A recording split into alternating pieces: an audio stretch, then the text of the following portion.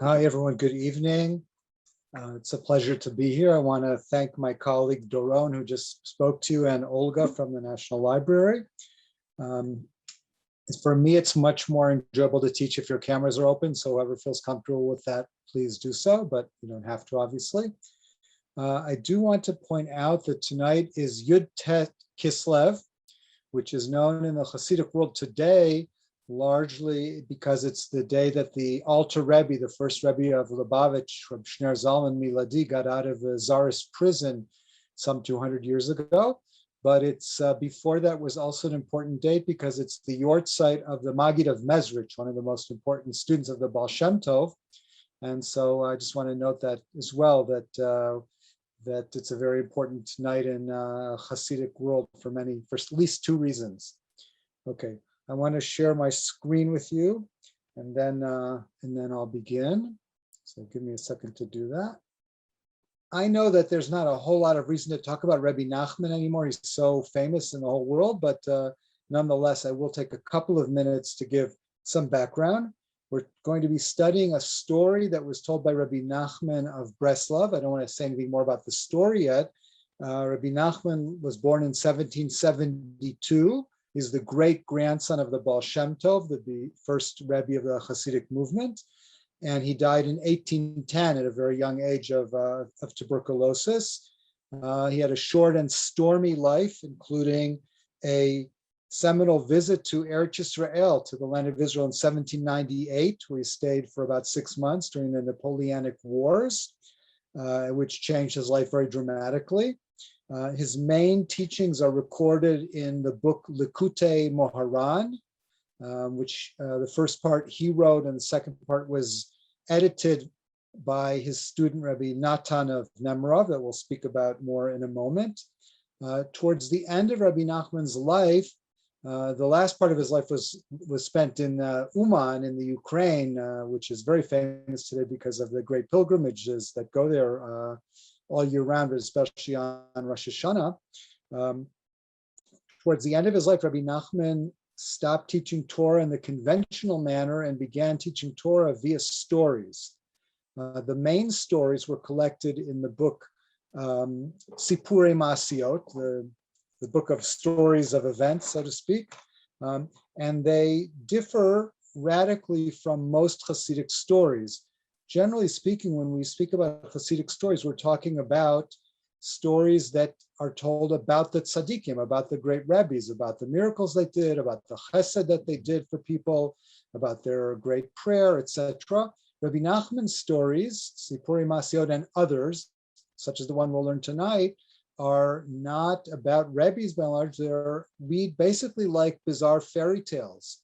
And there's no doubt here that he was influenced by Eastern European non-Jewish folk tales that he heard, and he sort of redid or respun them to fit his own desires to teach.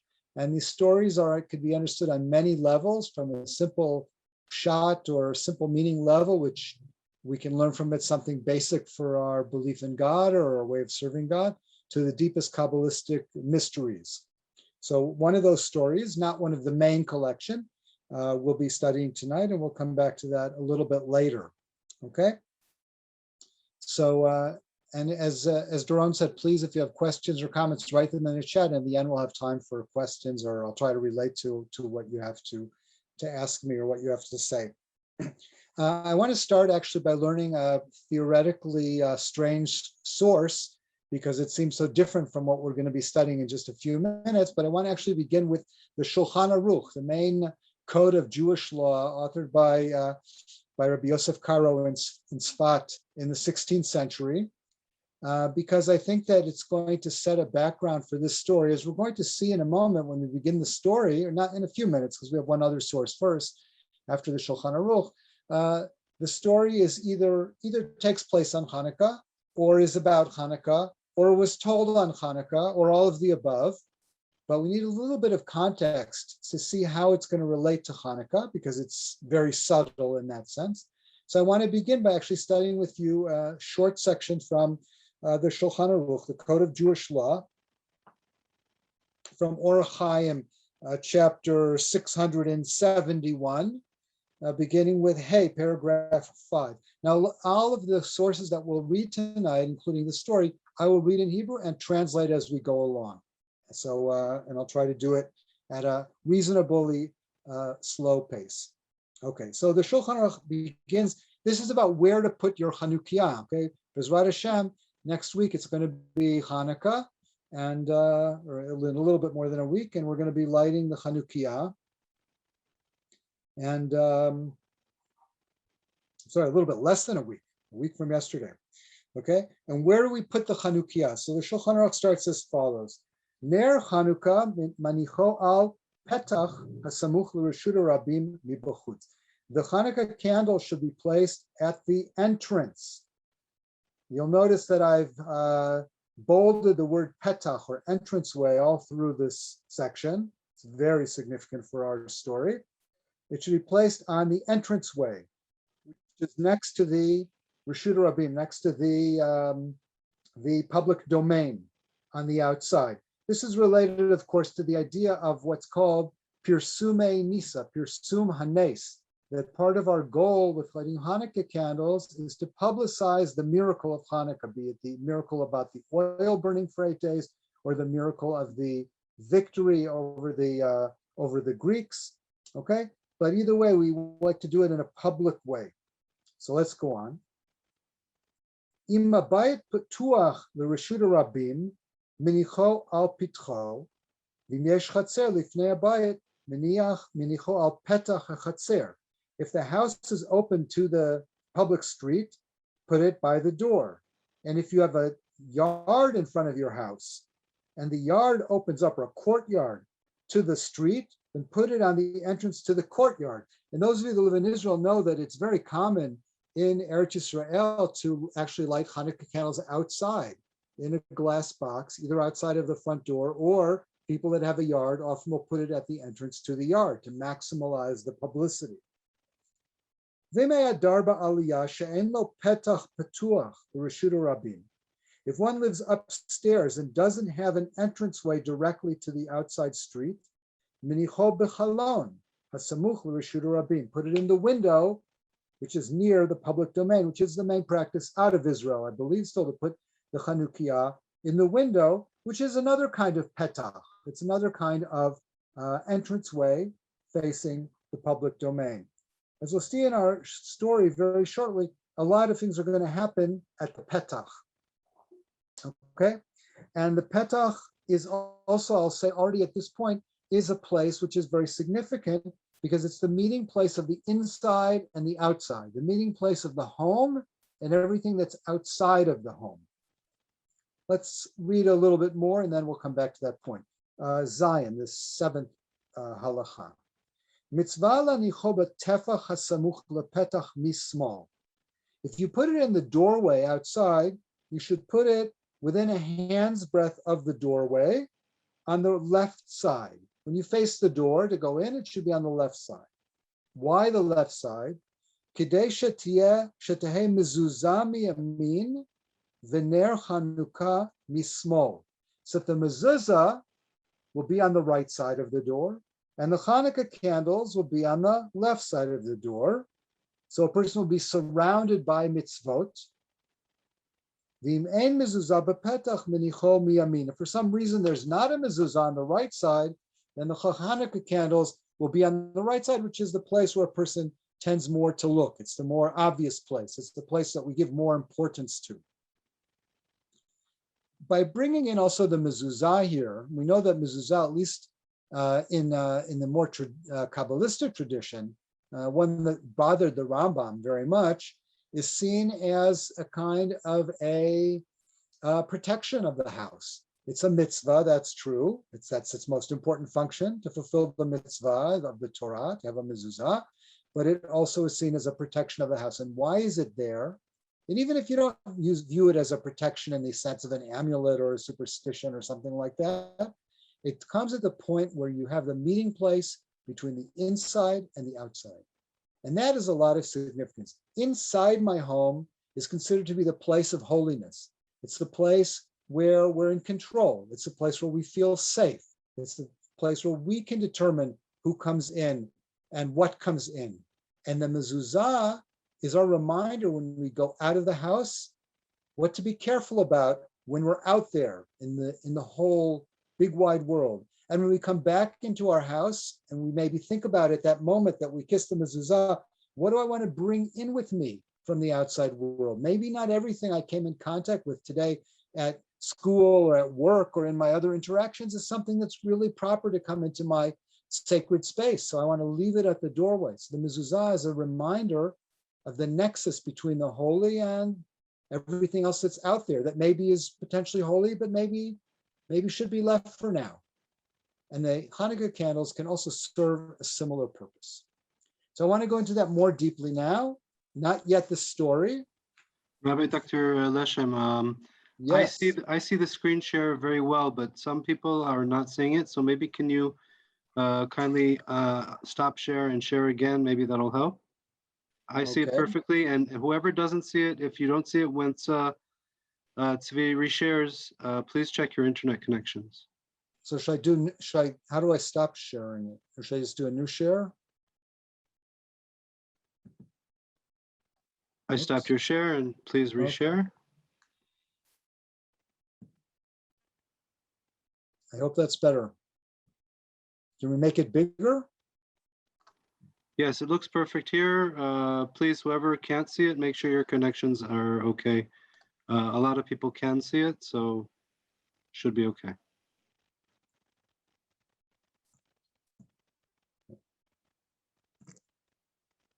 Great. It seems to have worked. Nice. Thank you. Yeah, except for now I'm having trouble switching to the next page for some reason.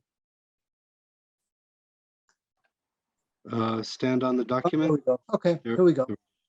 Okay, so what I want to read with you now is a section written by one of Rebbe Nachman's most important Talmidim, Hasidim. If you ask a Breslov or Hasid, he will, without any qualification, say Rebbe Nachman's major Talmid. It was Rebbe Natan of Nimrov, who lived from 1780 to 1844. Rebbe Natan actually came to Rebbe Nachman relatively late. He was not one of his earlier Hasidim, but he did become his scribe. He became the person that Rebbe Nachman entrusted with editing his books, writing down his teachings, etc., which is what really gives us the whole massive Breslov literary corpus.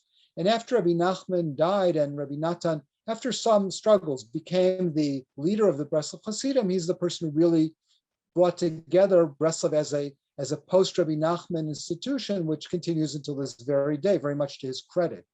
Rebbe Natan's most important work of his own is the massive 8-volume work called Likutei Halachot, in which he explains the halachot, the laws that appear in the Shulchan Aruch, according to Hasidic teachings, and especially according to Rebbe Nachman's teachings.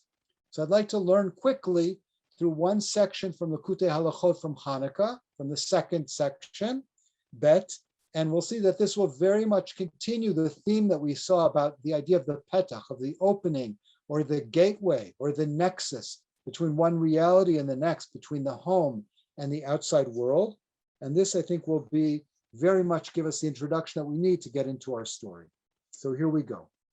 Says Rebbe Natan, V'zeh bechinat Chanukah. This is the idea of Chanukah. Ki b'Chanukah tzrichim la'amod keneged risha'im harotzim limnoa ulevatel mi'avodat Hashem. On Chanukah, we're in a battle against those evil people, and he's obviously referring initially to the Greeks, the Greek Syrians who fought. The whole Hanukkah story is about Antiochus and his warriors who defiled the temple, etc., and that whole story.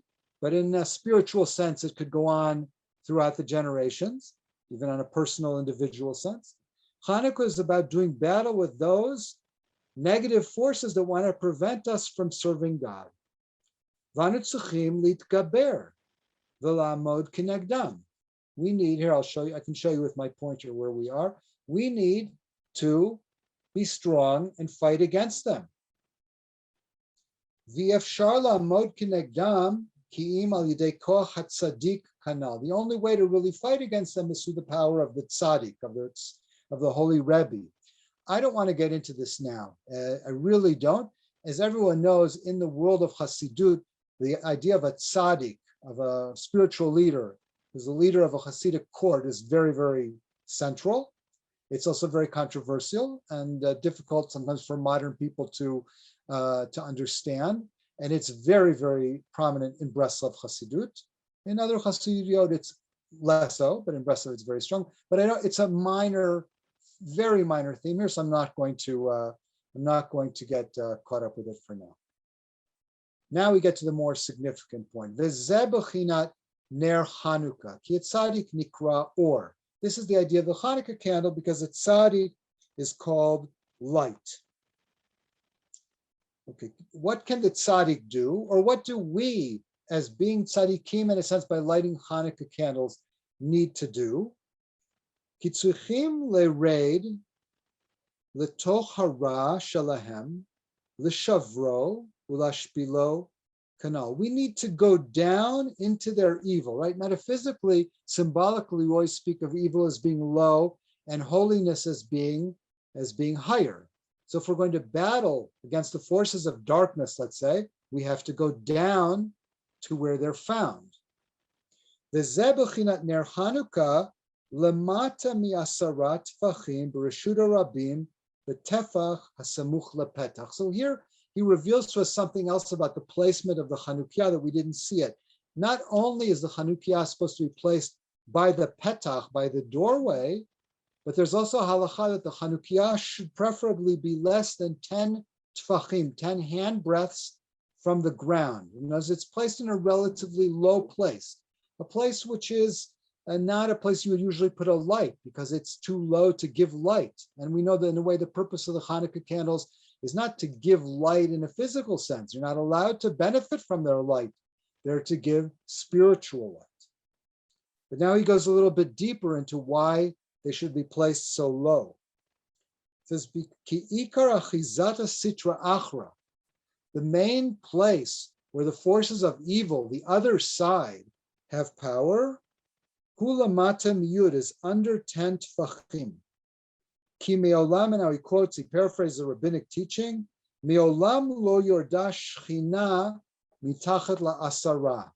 The shchina, the divine presence, has never gone lower than 10 tefachim, 10 handbreadths. Why? V'sham ikar b'chinat olama asiyah. Ikar b'chinat olama asiyah, the world that we live in Kabbalah is called olama asiyah, the world of action, the world of physical action. And that's the place where the forces of evil have more power. As we go higher and higher to higher spiritual realities in Kabbalah, let's say above Olam Asiyah, Olam HaYitzirah, Olam HaBri'ah, Olam HaTzilut, Adam Kadmon, there are higher and higher manifestations of reality called worlds. Then evil is not apparent in those places. Evil is only apparent in our physical world. V'shama chizatam, and this is where negative forces have power. They have grasping. Okay, so first of all, the first point is that a low place is a place where there's more evil to be found, or that needs more darkness to be illuminated. The Gam Reshuda Rabim Makom HaKlipot. So too, as we've seen, Reshuda Rabim, the public domain, all that's out there outside of the sacred space of our homes, is also a place of klipot, a place of spiritual shells, of negativity. I just point out now that just in this source, we have this Kabbalistic nomenclature. When we get to the story, we won't have this anymore, but we have to get through a little bit of it here. Klipot shells is another name for negativity, for evil forces. So they're found outside and they're found in the lower domains. The Sham Daika Tzuchim Ladlik Ner Hanukkah. So that's where we need to light the Hanukkah candle, by the exit from the house, facing the outside and low down. Shubachinat or Shizeo Bachinat Shioraid. This is the idea of light which is descending. The Koachat Sadik Letocha Chizat Harasha, and the power of the tzaddik, who we're comparing the righteous one to light, is able to go down into the domain of evil, lachni'au lahashpila, to subjugate it. Those of you that are familiar with Rebbe Nachman's teachings may recall in Likutei Maharan, his very famous teaching called Bo El Paro, go to Pharaoh, that God says to Moshe, where Rabbi Nachman describes, based on the Kabbalah of the Ari, of Rabbi Yitzchak Luria, that there was, as a part of the creation process, there was created a halal hapanui, an empty space, a void, an abyss, where seemingly God is not present, even though actually he is, but he's very hidden. And now only the tzaddik can go into that place in order to reveal God's presence there as well. But we'll leave that for another shiur. Okay, let's go on and try to finish this section. Ki al kain, kainu betefach hasamuch lepetach, and therefore we light the candles in the handbreadth that's next to the opening, the doorway. Ki achizatamu rak bev'chinat hapetach. Their ability, the ability of evil to have power, is only at the doorway. Ki bifnim einam yecholim lehikanes. They can't come inside. Remember, inside the house is the domain of the sacred. Inside the house is the place of Kedusha. It's the place where we have control. It's the place where we determine the rules. Our house, we like to think, is safe physically and spiritually, right? A man's house is his castle. Okay, that's what we like to believe, at least. We'll see in our story if that holds up or not. But where is there the nexus of meeting with spiritual or worldly danger? At the petach.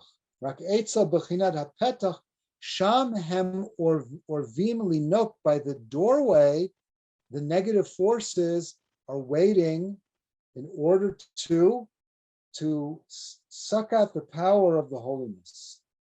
B'chinat lepetach chatat rovetz, like it's God said to Cain, before he killed Abel, when he was trying to encourage him, he said, Lepetach chatat rovetz, the sin is always waiting for you by the doorway. Keep in mind, this is why we have the Hanukkiah and the mezuzah both by the doorway, right? Part of the reason, not the only reason. Okay, it's davinu lasot mezuzah, it's al petach, the garesha klipot. This is why we've been commanded to put a mezuzah by the doorway to keep those negative forces away, that they're omdim eitzel hapetach daika, that they stand by the doorway, as it says in the Holy Zohar. Okay, anu madlikim ner Hanukkah samuch lepetach, and that's why we also light Hanukkah candles by the doorway, lachniam l'shabram b'makom achizatam, in order to try to stop them and prevent them from coming inside.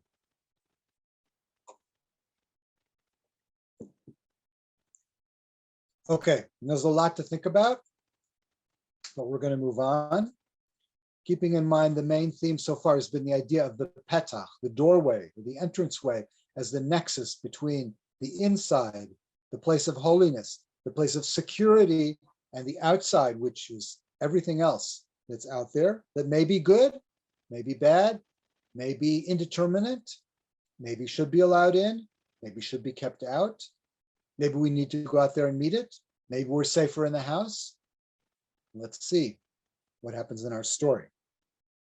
Okay, this story, which is called in Breslov parlance, Maseh mi Oreach, the story of a guest, appears in the book Chaye Moharan, the life of Morenu Harav Rebbe Nachman, the life of Rebbe Nachman, which was written also by Rebbe Natan, who we were just studying.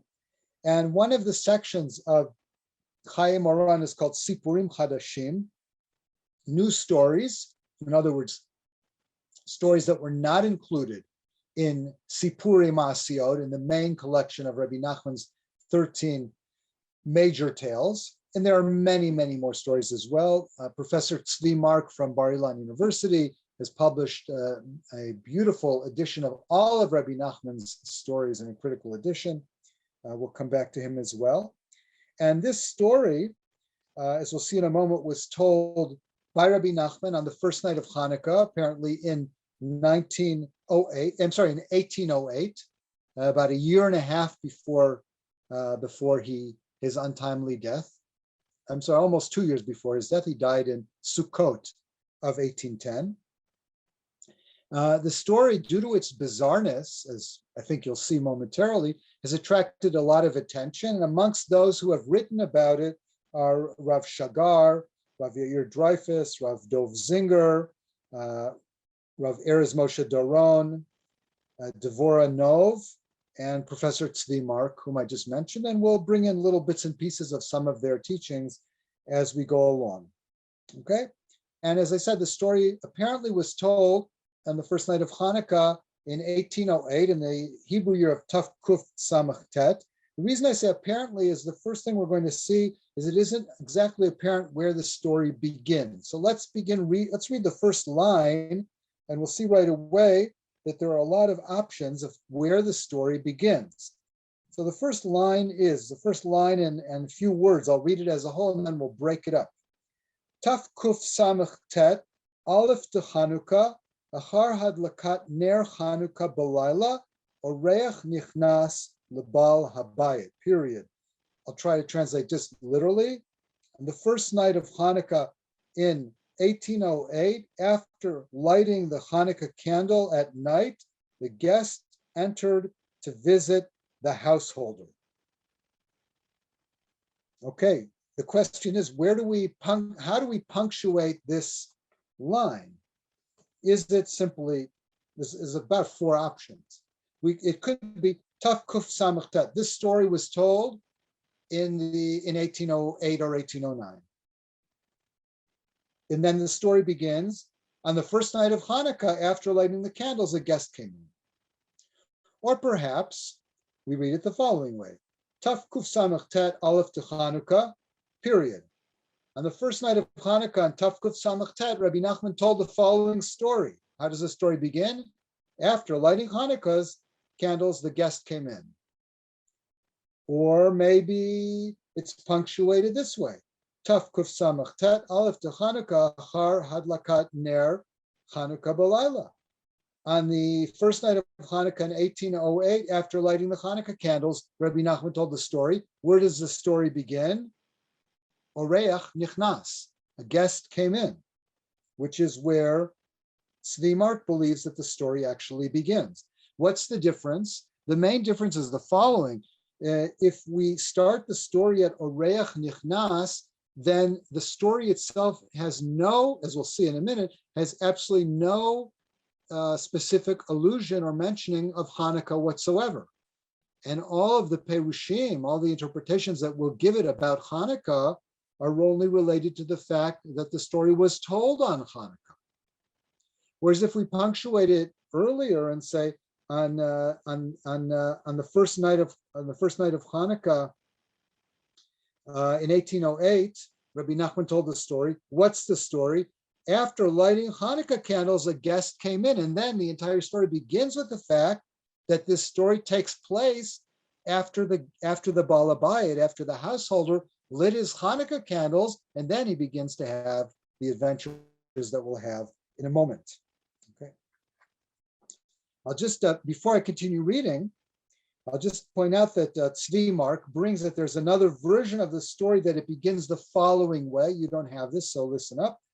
Siper Rabbeinu Zal, our teacher Rabbi Nachman, told the story, Mashahu etmol balayla har hadlakat, Mashahu ra'a etmol balayla har hadlakat neirot, near Hanukkah. That Rabbi Nachman told the story of what he saw after lighting Hanukkah candles. You know, as the story was told on Hanukkah, Rabbi Nachman said the story was told about what he had a vision of when he lit Hanukkah candles. And I'd like to point out that it's a very, very common Hasidic practice that after lighting Hanukkah candles, one sits and contemplates the candles. This can be done with saying certain chapters of Tehillim, of Psalms, or other prayers, or just meditating on the candles. Okay? We know we're not allowed to have physical benefit from the candles, but we are allowed to have spiritual benefit from the candles. I highly recommend meditating on the candles after you light them, especially if you light them outside and then you sit in the dark and just stare at the flame. It's very, very powerful.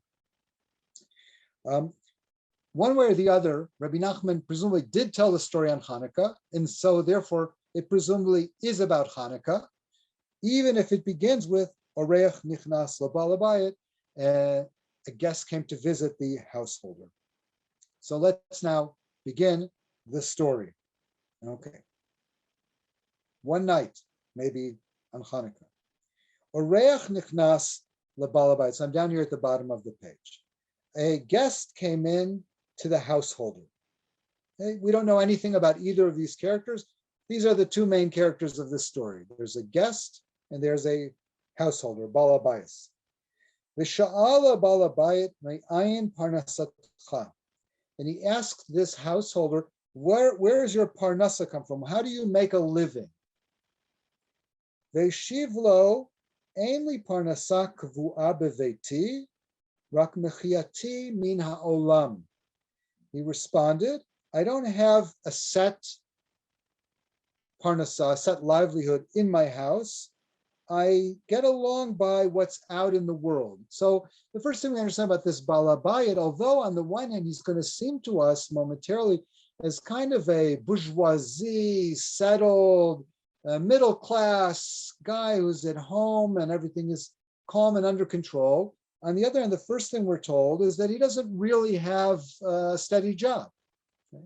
Some have suggested that maybe he's like a tzaddik, in a sense, who is supported by his Hasidim, but is kind of, in a way, at the mercy of others to take care of him. We also are going to see right away, in the very next line, that there's tension built in between parnasah and spirituality, between making a living, which is represented in a sense by the home, and going out into the spiritual world, which we'll see in a moment. Visha'al, okay, so we're back at the top of the page. Visha'alo, the guest, presumably it's not clear who's asking who, but I believe the guest is asking the householder, Ata lomed, do you learn Torah? Veshivlo, and he presumably answered, I'm sorry, Mata lomed, what are you studying? What are you learning? And he answered him. Vayu misichim yachad, and they continued to discuss, presumably to discuss the Torah matters that the Bal Habayit was learning.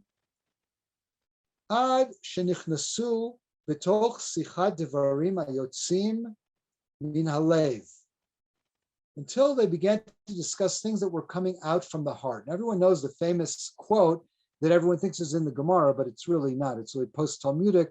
Devarim hayotzim min halev nichnasim lalev. Things that come out from one person's heart go into another person's heart. So that seems to be the case here. Something they were talking about led this mysterious guest to say things which began to deeply affect the emotions of the householder.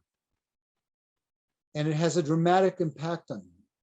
V'itchil Bal Habayit lishtokek ulehitga'agea ma'od ech mesigim u'megim le'eze davar ma'aleh shebekedusha. And the Bal Habayit, the householder, began to yearn and to desire very much so to know how can one achieve a high level of spirituality. So here we see the beginning of a tension developing within this householder's own heart. Is it preferable to stay in the house with all that represents? Everything he's known until this moment. He may not have a great steady job, but he apparently gets by. He's got his house. As we'll see shortly, he has food and drink, and he has his home where he feels safe, as we'll see shortly. And he has his routine, right? Bourgeoisie, we say in Hebrew, Burgani existence, his nice middle-class life, everything seems fine. And in walks this mysterious stranger, and by discussing with him spiritual matters, begins to shake up this Bal Habayit's feeling of what is really essential. And maybe the life he's been living until now is meaningless. Maybe it's insignificant. Maybe there's so much more out there that he could learn, that he could apply to his own spiritual life, that he hasn't taken advantage of until now.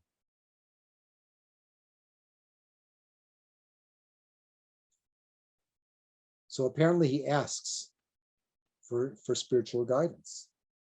Amar lo ha'oreach, and the guest answers him, Ani alamedimcha, I'll learn with you.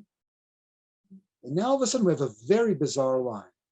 V'tama balabayit, v'itchil lachshov, ulai eino ben adam klal. And all of a sudden, the householder begins to wonder, perhaps this guest isn't even a human being. Now, so far, we've seen nothing that would seem to imply that this guest is not a human being. I mean, and furthermore, if he's not a human being, who is he?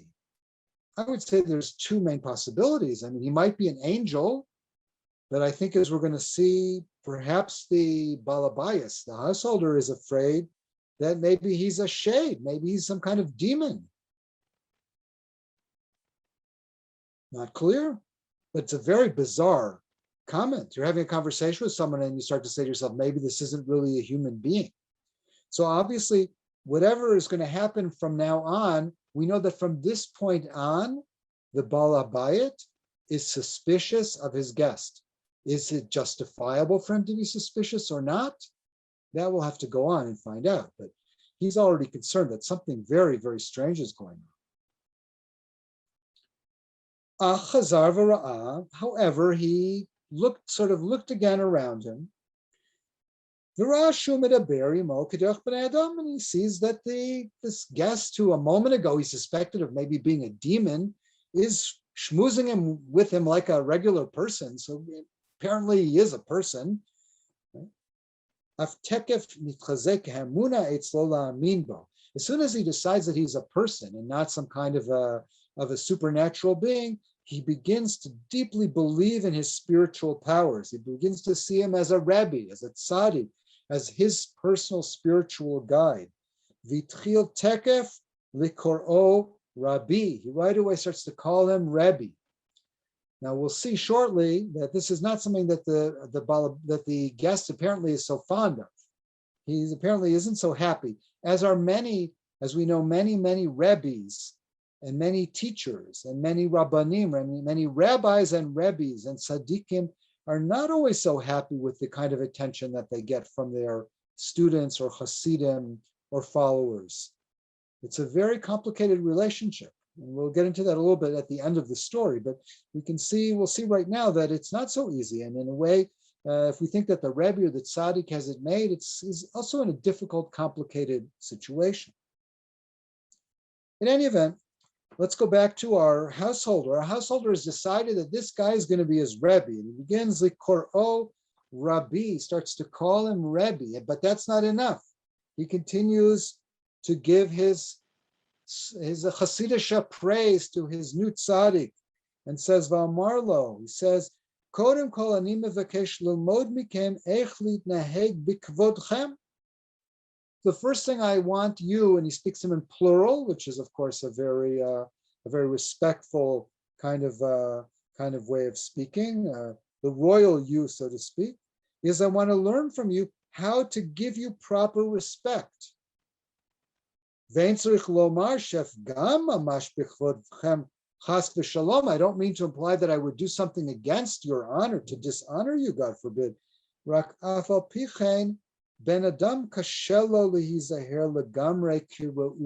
It's difficult for people to be properly cautious about giving the proper kavod to their Rebbe.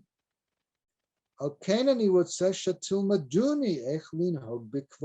therefore I request that you teach me how to give you proper honor.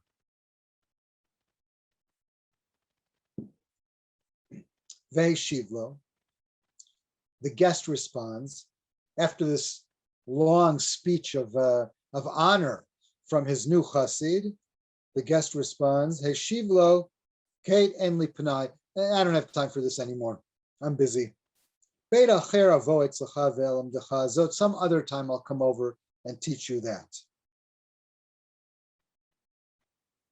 Right now I've got to go. Apparently he's had enough of this, it would seem, at this point, he's had enough of this lavish praise, and he doesn't really feel like being this guy's Rebbe, and he's on the way out. Okay, the Baal Habayit says, Amarlo, if you're leaving, if you, the guest, are leaving me, my new Rebbe, that's also something I need to learn from you. Kama ani tzarich lelavot etchem. How much do I need to accompany you? Now we all know that part of the mitzvah of hachnasas orchim, the part of the mitzvah of taking in a guest, is also the livui ha'orech, is also the accompaniment of the guest when they leave the house. The one is supposed to walk out with the guest. You don't just sit on the couch and wave to them as they go to the door. It's to walk with them to the door and go out of the door with them. There are different customs of how far to go. That's exactly what our Balabaya here is trying to determine. Is how much do I have to accompany you? Va'amarlo, he said to him, and notice again the bolded word that's coming up in this line. Amarlo, the Rebbe, the guest, says to him, Adachar hapetach.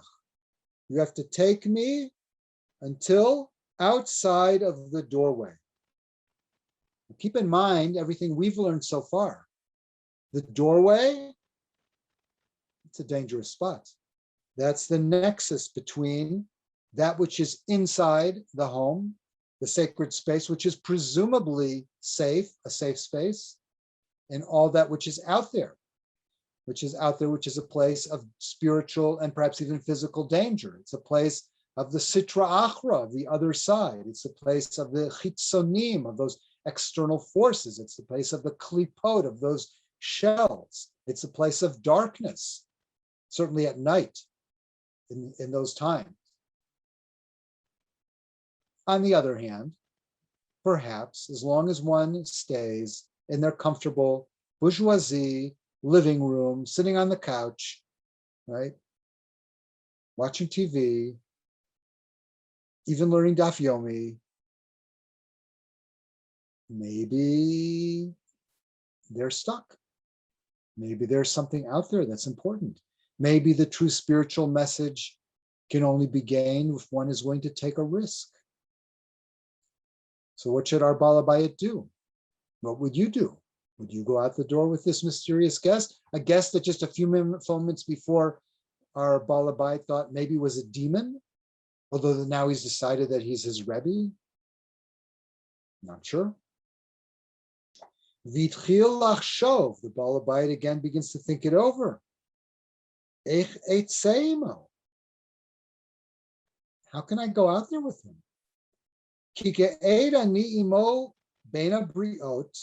Right now inside my house, I'm with him amongst other people. Apparently, we haven't heard this before, but apparently there are other people in the house, perhaps, presumably his family members. But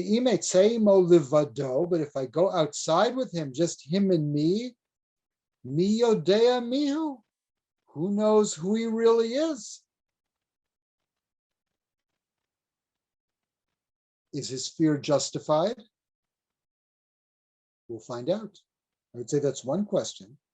Is his fear justified?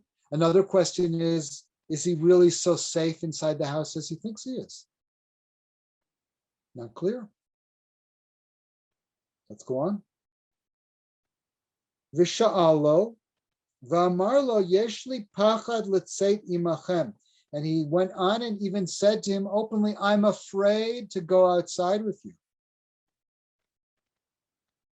This line is not so clear to me, frankly. Maybe it's a translation from the Yiddish, not clear to me. It says, I could also study with this you, but the next line is very clear. He says, this is the response of the guest to the Baal Habayit's fear of going outside with him. He says, Gam ata, im ertze la'asot lecha eze davar, mi yimcha biyadi. He says, what, you're afraid of going outside with me? Even now, inside the house, if I wanted to do something to you, who could stop me? This is a very ominous comment. If I wanted to do something to you right now, who could stop me? So apparently, if there really are other people in the home, they're not really capable of protecting the master of the house from his guest.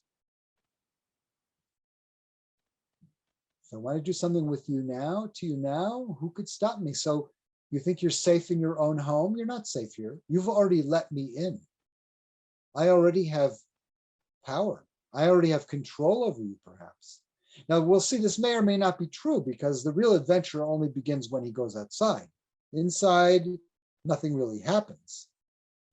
But that's enough to tempt him and to convince him to make the move and go out of the door and leave the petach, as it says here in the second paragraph, v'yatsa imo min hapetach. The Baal Habayit got his courage up, probably kissed the mezuzah 100 times, walked out the door into the darkness with the guest, va'azai, and then tekef chatafoto vitchil lifroach imo. The guest grabbed him, seized him, and began to fly through the air with him. Maybe he was right to be afraid. Vahaya Carlo, and it was very cold for this Baal Habayit, especially if it's Hanukkah, it's a winter in the Ukraine, presumably, it's freezing, and they're up in the atmosphere, the stratosphere, and who knows how high they've gone. They're flying around, it's really cold. V'lekach malbush v'natanlo. The guest gave the Baal Habayit a malbush, a garment.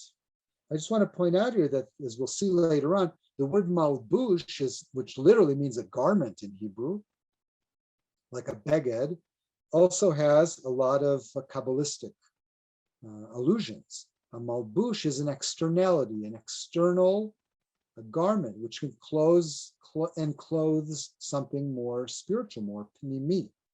So there are all sorts of Kabbalistic ideas about the idea of a malbush, of a garment. So he dresses him in this garment. Later on, we'll see more about what exactly this garment is. He gives him this garment. V'amar lo kach ze malbush v'yitav lecha, v'yeh lecha achila v'shtiya v'kol tuv.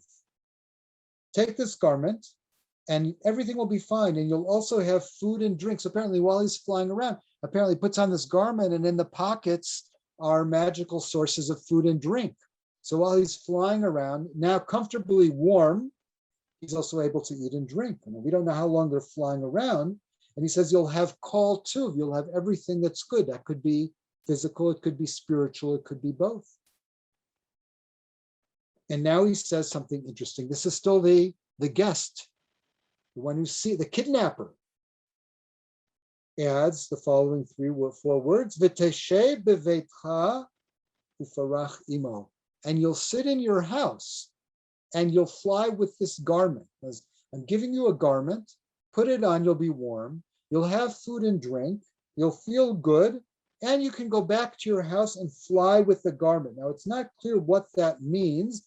However, immediately we have a dramatic change in the story. B'toch kach, and while this discussion was taking place, histakel v'hinehu beveito.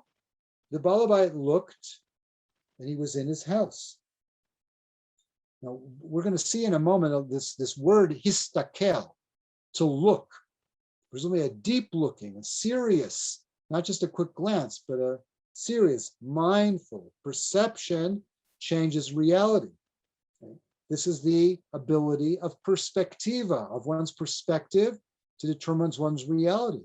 This, I would say, is a major theme of Hanukkah candles, that by shining a new light in the darkness, it doesn't only expel darkness, conquer darkness, right? But the new light illuminates the darkness in a new way. The Hanukkah candles light up a new possibility of new reality, of a new way of looking at everything, a new illumination, literally. Okay? So we're going to see, and we'll see later on another idea about this as well from the Baal Shem Tov, Rebbe Nachman's great-grandfather. So he looks, and all of a sudden, he finds himself back in his house. Achistakel v'neu medaber im b'nei adam v'ochel v'shoteh k'derech ha'olam. And in fact, he's in his house, he's eating and drinking and talking with other human beings as though nothing had ever happened. Which no doubt must have been rather strange. And then he looked again. Vino nehu poreach kebetchila. He looked again, and all of a sudden he was flying again. Chazar v'yistakel. V'hinehu beveto. He looked again, and he was in his house. Chazar v'yistakel v'hinehu poreach. He looked again, and he was flying. V'chein haya mitnaheg zman rav. And this continued for a long time. I would imagine this is an extraordinarily disorienting reality. He is no longer in a reality that has any stability. Okay, he's in what Rav Shagar calls a mitziut koftsanit, a jumping reality, where he's no longer, we could say perhaps, he's stuck at the petach in a way that he's neither really inside or outside. Or he's both inside and outside simultaneously. Or he's in a state of consciousness where he's unable to control the jumping back and forth between inside and outside reality. Right? It's enough to look, apparently to imagine that he's home and he finds himself sitting at his kitchen table having dinner. A second later, he thinks about flying through the air and he's flying through the air again. Very, very complicated. What happens next? Just to emphasize, I think it may be more disconcerting to fly back and forth between the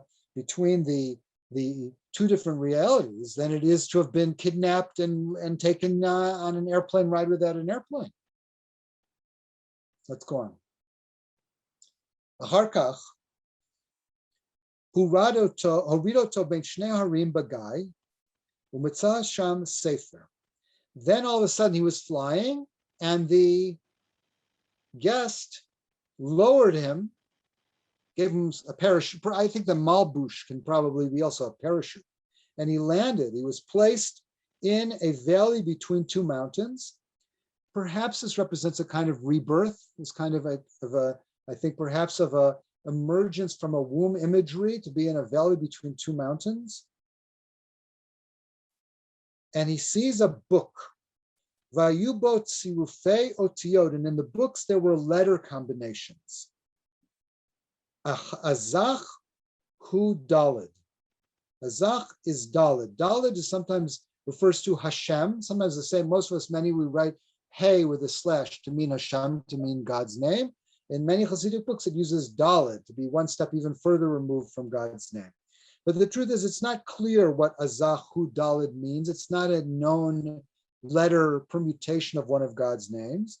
But what Rebbe Nachman is talking about is a very, very important idea in Kabbalah, or even earlier Jewish mysticism, which finds later ramifications in Hasidic literature, which is the idea of tzirufei otiot, that letters can be recombined, especially God's names, or perhaps even the entire Torah, according to Rabbi Avram Abulafia from the 13th century, for example. And this is certainly reminiscent of what we call Sefer Yetzirah, the book of creation or formation, one of the earliest Jewish mystical texts ascribed traditionally to Avram Avinu, to Abraham, in which the letters are the building blocks. The Hebrew letters are the building blocks for the creation of the world, and which some would say also, for example, if one wants to create a golem, a non-human being that is semi-alive, that's also done through tzirufei otiot. But I think the main point here is that we know the world was created through these Hebrew letters. So he finds a book, perhaps that is the book is Sefer Yetzirah, a book filled with letter combinations. Let's go on. Vayam etzuyar b'sefer kelim. And in the book, there are pictures of vessels. Ubetocha kelim ayu ha'otiyot. And within the vessels are letters, okay? You know, in Kabbalah, there's a very strong emphasis on the idea of kelim, on vessels that contain the orot, that contain the lights. God, the first thing that God creates in creation that we read about in the Torah is light. And that light is contained in vessels. And sometimes the vessels themselves are lights, are letters. In this case, there seem to be vessels holding the letters. וגם היה בתוך הכלים אותיות של הכלים שיכולים לעשות על ידם אלו הכלים. in the vessels, there are also letters that can create these vessels. Vayalo cheshek ma'od lumod et hasefer. Our Balabayit has great desire to learn this apparently extremely esoteric and difficult holy book. The same way that he desired previously to learn holiness from his Rebbe. Now he desires to learn holiness from this holy book. So maybe he sits down now in this valley between the two mountains to begin to try to learn this holy book, perhaps Sefer Yetzirah. But wait a minute. B'toch kach histakel v'nehu b'veito. He looked and he was once again in his home. Chazar v'histakel v'nehu sham. And he looked again and he was back in the valley. This is very disconcerting. It's very difficult to work this way. It's very difficult to live this way. It's certainly very difficult to concentrate on your book this way. Vityasheva Tzmola Lot Elahar. He decided that he should climb one of the mountains. Maybe he'll find their human habitation because he's all by himself. Maybe he'll find a town. Perhaps this town refers to the concept of Yishuv Da'at, to have a settled mind, that he'll be able to find some peace of mind, to be in a place where he's able to extricate himself from this mitziut koftzanit, from this jumping reality. He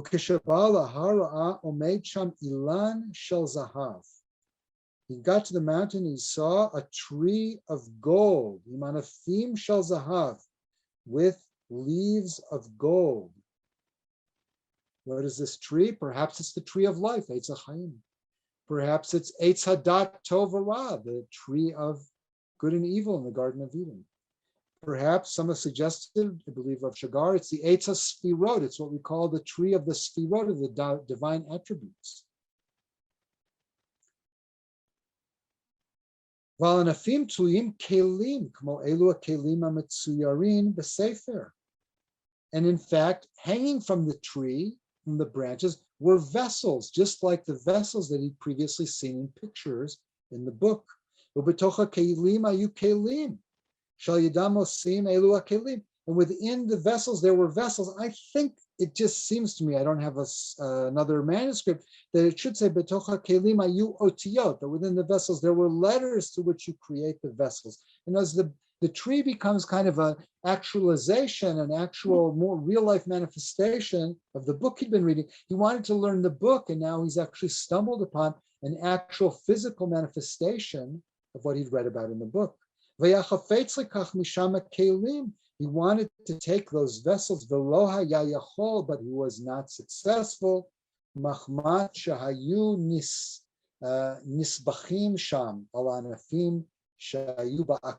Because they were all tangled up in the extremely gnarled branches of the tree. So we see it's not so easy, once again, to achieve that knowledge. One wants to take hold of the vessels and the letters through which the world is created. It's very, very tangled up in some kind of tree. What will he do now? Here he is. He's on a mountain. He didn't find a town. He tried to learn the book. He wasn't successful. He tried to find a town. He wasn't successful. He's face to face with a golden tree, and he's unable to retrieve the magical vessels from the tree. Betoch kach, next paragraph, histakel v'nehu b'veito. He looked again, and he's back at home. Vayalo plag gedola mazo chupam bekan v'pam sham. He's in great shock. How is it that he's sometimes here and sometimes there? He wanted to tell people about his adventures. Everyone knows when you have a crazy adventure, the first thing you want to do is share your story with people. But there's a catch-22 here.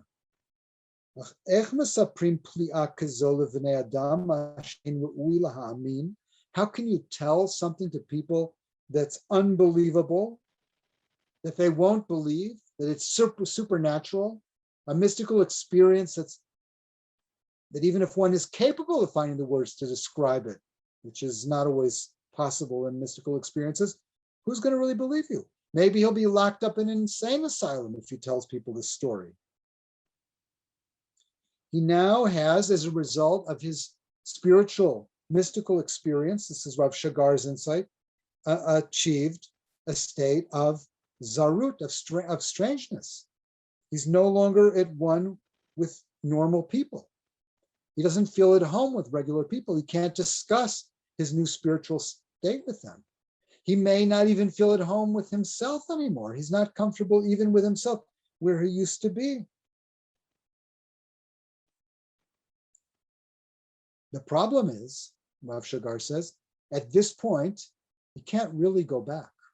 Once we've really had a deep mystical experience, once we've what Rebbe Nachman calls in another story, tasted the Hungarian wine, there's no going back.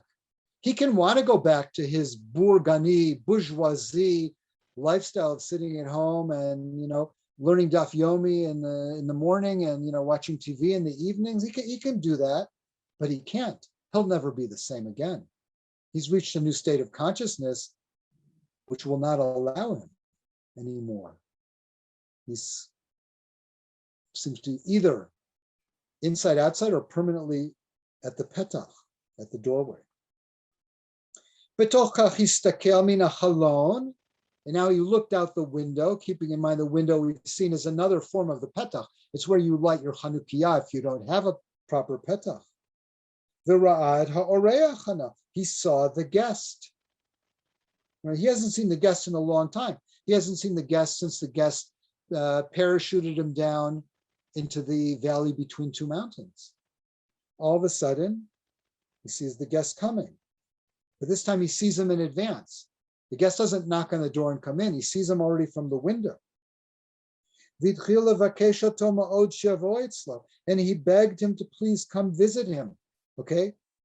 That could have gone either way, right? He could have barricaded the door, but instead he begs him to return. He's still not willing to give up on his altered state of consciousness. He's not willing to give up on his extremely high spiritual state that he apparently achieved for all of the damage that it's done to him in terms of his normal lifestyle. Marlo, and the guest responds very paradoxically. The guest says, Ainli panai, I don't have time to go to visit you. Ki ani olech etzlecha, because I'm coming to visit, because I'm already coming to be with you. I don't have time to go with you because I'm already coming to be with you. Amarlo zebatzmo nifleta be'enai. Said the Balabayit, that in itself is amazing. I'm here, you're here. What do you mean that you're coming to visit me? And what do you mean by the fact that you don't have time to visit me?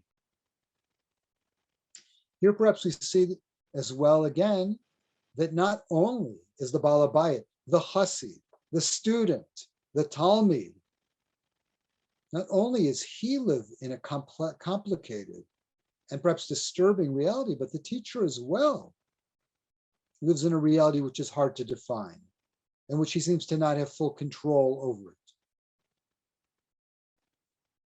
it. Heshivlo, and now the master of the oreach, the guest, responds to him and begins to explain to him finally what it is that he's been experiencing.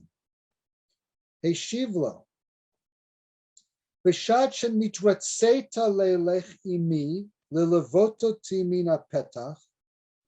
At the time when you agreed to accompany me, to go with me outside of the doorway, az lekachti mimcha hanishama. Then I took your soul. V'natati la levush min Gan Eden atachton. I gave you a garment from the lower Garden of Eden. Vanefesh ruach nishar etzlecha. And your nefesh and ruach stayed with you. Let me translate that literally, add a point, and then explain it. Literally, at the time you agreed with me to accompany me outside of the doorway, I took your higher soul. Okay, here I have to explain. In the Kabbalah, there are many levels of the human soul. The lowest level is called nefesh, which is the life force, just like an animal has, the ability to move, the ability to do things, to eat, to keep ourselves alive. Above that is ruach, the spirit, which is more the plane of emotions. Higher than that is neshama, which is more the intellectual spiritual soul, which is only human. And then there are even higher levels, but they're not addressed in this story. So he says, when you agreed to accompany me outside of the door, I took your neshama, the highest part of your soul, and I gave you this garment, which he now defines as a garment that was from the lower Garden of Eden, because Garden of Eden, the same way our world has many levels, so too the Garden of Eden has various levels. The spiritual Garden of Eden, the heavens, so to speak, I gave you a garment from there. And I left your lower parts, your two lower parts of the soul, the ruach and the nefesh, I left them with you in the house. From here, Zvi Mark wants to infer that the Baal Habayit actually never left the house. He says, at the time when you agreed to leave the house, then I took your soul, I took your neshama. Apparently, according to Zvi Mark, the Baal Habayit never actually went outside. The moment he agreed to go outside, at that moment, he didn't need to actually physically leave. The guest took his soul and flew with it and dressed it in a garment of Gan Eden HaTachton. The physical body of the Baal Habayit with his physical, with his lower soul, the nefesh, and his medium soul, the ruach, remained at home. Later on, his neshama, which had been clothed with this Garden of Eden garment, which had been elevated to a peak spiritual experience, was returned to him. In other words, this entire description is not a story that happened physically. The man didn't actually fly through the air. The man didn't actually land in a valley between two mountains. The man didn't actually physically try to untangle vessels filled with letters from the root, from the branches of a tree. All this was a mystical vision that happened when he was sitting in his home after his, what does it mean that his soul was taken out? That his soul went up to heaven, at least to the lower Gan Eden, had a spiritual ascent, experienced this entire vision, and then returned to him. According to the Breslov teacher of Moshe Erez Doron, this entire story was never meant for us to think it actually happened. The entire story is a mystical vision. The entire story is a kind of an allegory having to do with a description of mystical journeys. That this person, by opening himself up on Hanukkah to a guest, perhaps the guest of the candle lights themselves, he opened himself up to having a spiritual, mystical vision, a mystical experience that was closed to him otherwise. Okay, let's go on. The Baal Habayit, the last two lines, the guest continues to explain. Va'al kain, therefore, כשאתה מדבק מחשבתך לשם, אתה שם. When you think about, when you literally attach your thought there is presumably the air, flying outside, being outside, or the lower Garden of Eden, then you're there. And then you actually bring down, you draw down light from there. Or in some versions, from me. And when you return here, you are here.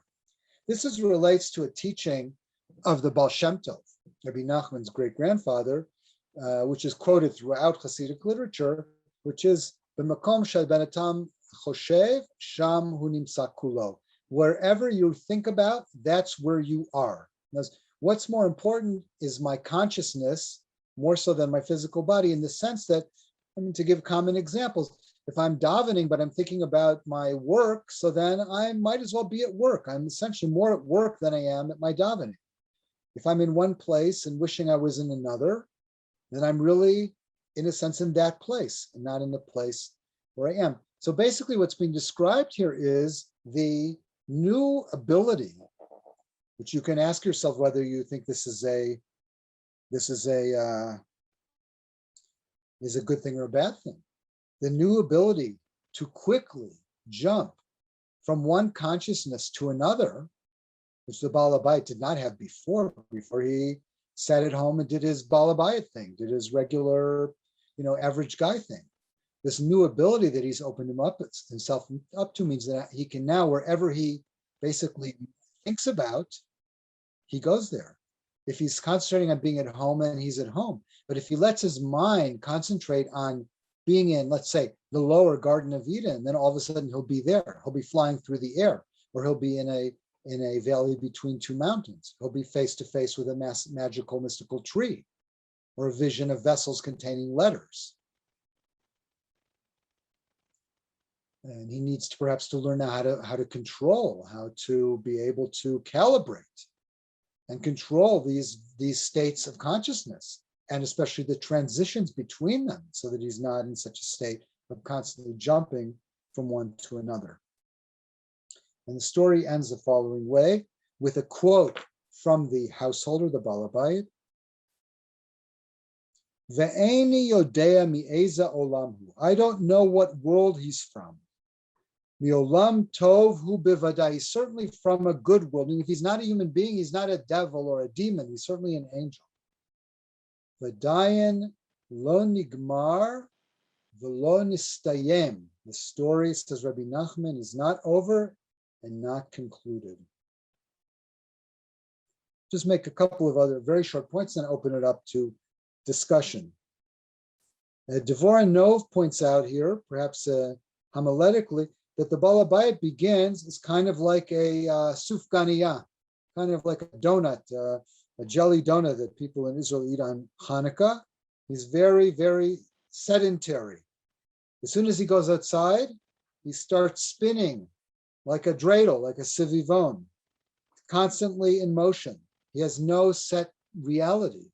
Okay, and in another Torah, Rabbi Nachman describes the sivivon as a galgal achozer ba'olam. The sivivon, the dreidel, represents the wheel which is constantly turning and returning within the world. Hanukkah is obviously the ability here to reach a new perspective, to have a new illumination, not only to overcome the evil forces, but to achieve something highly new. To be able, says Rav Shigar, to achieve, all of us, if we open ourselves up to the possibilities, to achieve a malbushim gavohim, to achieve garments from heaven, from Gan Eden Tachton. But it's a big risk. Are we willing to take the risk? Are you willing to take the risk? Would you have gone outside? One more point, and then I'm concluding. Rav Shigar also, just to throw in an idea, I won't elaborate on it, but it's a very interesting thing to think about. He also sees this story in a completely different way, as a mashal, an allegory for the whole topic of education, the relationship between the Rebbe and the Talmud, the teacher and the student, or the Rebbe, the tzaddik and the Hasid, and what he calls the violent, the alimut, the violent aspect of that relationship. And he gives the example from the Bible of the meeting between Eliyahu and Elisha. Elisha is plowing the fields. He's growing up in his father's farm, his wealthy father's farm. Eliyahu comes and throws his mantle upon him, kind of like a malbush.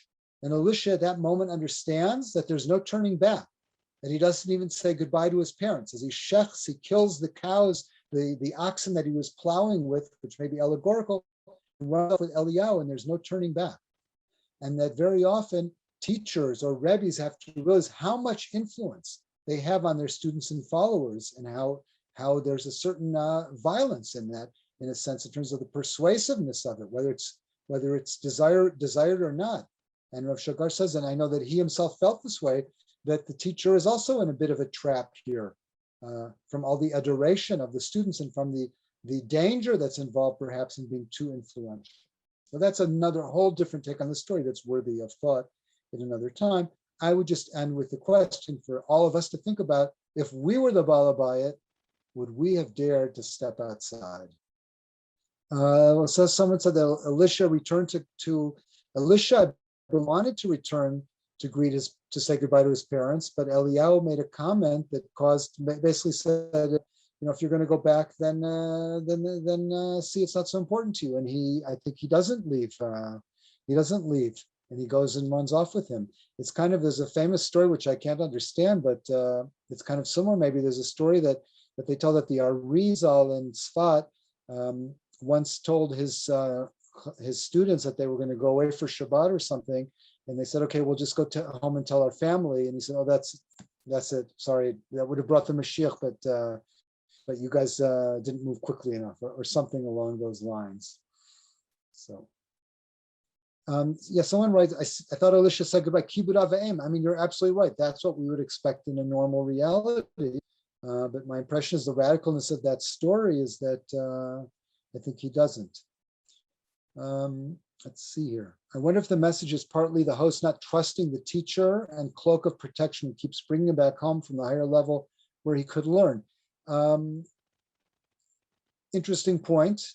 Perhaps if he'd given himself over more 100% to the teacher, he would have learned even more. But we all, I think, appreciate that he was in it was a dangerous state. It's I don't know what we would have done in such a situation. I think it's the frighteningness of our how frightened we are to really fully be willing to give ourselves over to opening up to a new spiritual experience. And maybe this Hanukkah is a time to try to work on that when we light the candles. Okay. You never know, to sit and contemplate and meditate on the candles and let your mind just follow them and see where it takes you. That would certainly be my bracha for all of us, including myself, that we really will be enlightened by experience of lighting candles. Someone wrote, I think it is meant to stop having students going out and exploring the outside world. What is meant to stop the students? The story? I think it could be very much that in the story, the Rebbe Nachman is the guest, and he takes the students on a wild ride, which he certainly did. There's a question from Simon from the very beginning. Yes. Regarding the placement of the Hanukkiah. And he asks, left or right looking from the outside in or from the inside out? From the outside in. If you do it by the doorway, then it's from the outside in. Like, for example, when we say that the mezuzah is on the right, we're talking about when you're facing the doorway going in, you're looking at the mezuzah on your right, so the Hanukkiah would be on the left. So it's facing in, yeah. Thank you. Merit asked for the title of the book by Zvi Mark once more. One second, let me grab it.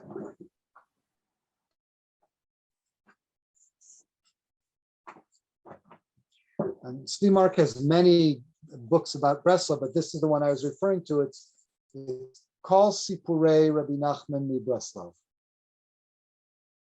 which has all of his stories, the main ones and the less famous ones, with commentary and variant readings and everything, and historical background. Thank you. There was one more question from Ellen.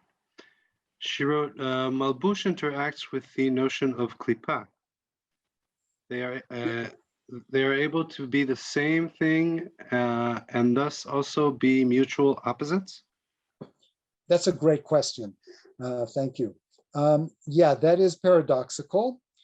In generally speaking, we think in Kabbalistic terms, that which is external is negative, is less spiritual. So when we speak about klipot, our externalities, we often speak about, in order to get to the pnimiyut, to the inner dimension, we need to take off all the externalities. v'chitzoniyut. So a malbush, clothing, is on the one hand can be something that is let's say a relic from a higher reality, which can enclose me and I can receive something from it. On the other hand, it can be something that blocks out. It's kind of like the other word in Hebrew, beged.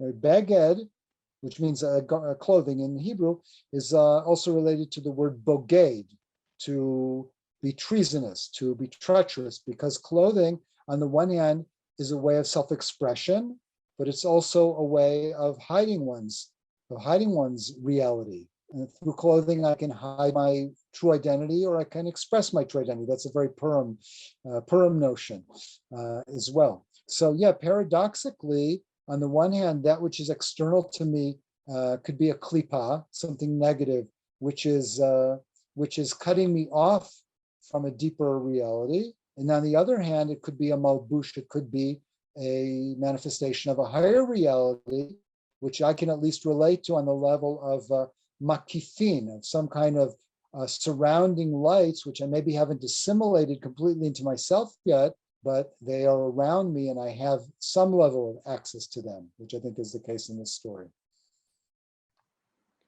Barry asked, could malbush be a talit?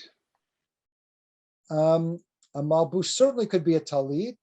A talit, it's interesting because the word talit in rabbinic Hebrew doesn't necessarily mean what we use. We use the word talit to mean what we, in English, a prayer shawl that you put on for davening, but in rabbinic Hebrew, talit just means any garment.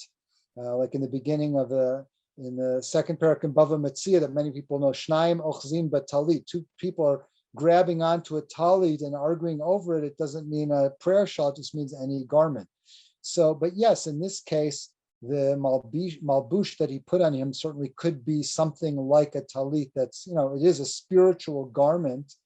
Although, of course, it doesn't necessarily have to be a physical garment. As soon as we say that this story may be a mystical vision and not that he was actually flying around, so he was presuming clothed in a state of consciousness, which reflects the lower Garden of Eden, not necessarily any kind of a physical garment. His neshama was clothed in a new level of consciousness. So you can call that a malbush, you could call it a talit, but it's not on the physical level in any event. Thank you so very much, Rabbi Dr. Zvi Leshem. I'm going to open microphones for those in the panelist room who can open microphones and ask questions or say remarks or just say thank you. There are many thank yous in the chat room, which I'll send to you, Zvi. And also, if anyone else who is in the attendee room, I've tried to move you all, but whoever would like to be moved into the panelist room so they can open their microphone, please raise your hand and I'll do so. Thank you all for being here. Thank you once more. Thank you very much. I also want to thank everyone. The microphones are open. Given the silence, I'll just say thank you. Very thought-provoking. Great, thank you too. Yes. Thank you for that really interesting presentation and wonderful story. You're welcome.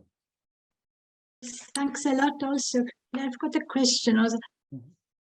It is normal and it belongs to the story. It's just part of it that the man could not communicate with people in his house. Because that's impossible to communicate. These experience, things of that kind of experience you can't communicate. Is it like that? Right. Well, there's two levels to it, I would say. One is there's a famous idea that's first articulated by William James in his book, The Variety of Religious Experiences, in the chapter on mysticism, that one of the major characteristics of a mystical experience is its ineffability, the inability to explain to someone else, because someone who hasn't had a similar experience cannot understand the words that I'm using to explain, or to put it otherwise, I don't have my common normal language doesn't provide me with the ability to describe what I have undergone. And not everyone agrees that that's always true. And there are plenty of Jewish mystical experiences where people wrote about their experiences in detail, and they are understandable on some level. But I think what in this story, the way Rav Shagar understood the story at that point is that a person who's undergone such an intense religious experience becomes, they're not totally normal anymore. They become strange. They become estranged, perhaps even from themselves, but certainly from other people. I mean, perhaps that comment of Rav Shagar, and I don't know how many people are familiar with him here, but he may, and he identified Nachman, and there's an idea that was first stated by Yosef Weiss, one of the first great scholars of Rebbe Nachman, who died over 50 years ago, who wrote that everything Rebbe Nachman writes is really talking about himself, including presumably the stories. And that's sort of true about Rav Shagar as well. And the people that know his life story, Rav Shagar was severely wounded in the Yom Kippur War when his tank was hit by a Syrian shell. His two other tank mates who were close friends of his were killed, and he was severely burned and spent a long time recuperating in the hospital. And I think that he became very, very introverted. And I think that could be a similar thing. Being in a state of post-trauma perhaps could be compared to being in a state of post-extremely bizarre mystical experience, that the person they're just not like regular people anymore. And that obviously is going to lead to communication problems, or perhaps just that the person feels unable to communicate. Maybe if they would try in a different way, they could do it, but they somehow feel disconnected from people who haven't had the similar experience. Yes, thank you. Because I didn't see so much bliss in this story. Oh, really? Yeah, you're right. There's not a lot of bliss, and yet at the end of the story, the Balabite wants it to continue. He wants the teacher, the guest, to come back to him again. And the final line is that he was for sure, I don't know who he was, but he was certainly from a good world. And the story's not over. Maybe Rebbe Nachman is inviting all of us to write our own endings of the story. The story is not over, so could have an essay contest. Everyone write an ending for this story. But you're right, it's not blissful. Powerful mystical experiences are perhaps, not always blissful, but maybe those are experiences that people learn from the most.